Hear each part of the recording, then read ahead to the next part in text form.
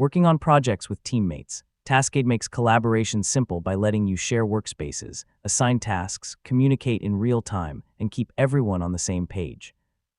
In this guide, I'll show you how to collaborate with teams in Taskade in 2026. First, sign in to your Taskade account and open the workspace where you want to collaborate. If you don't have a shared workspace yet, you can create one before inviting your team. Next, click the Share or Invite button. Enter your teammates' email addresses or generate a shareable invitation link, depending on how you'd like to invite them. Before sending invitations, choose the appropriate permission level for each person. For example, you can allow members to edit projects, comment, or simply view shared content, depending on your workspace settings. Once everyone joins the workspace, you can collaborate in real time. Teammates can edit projects simultaneously, create tasks, leave comments, update notes, and see each other's changes almost instantly.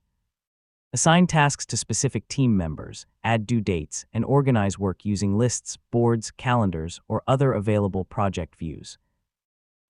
This makes it much easier to track responsibilities and monitor project progress.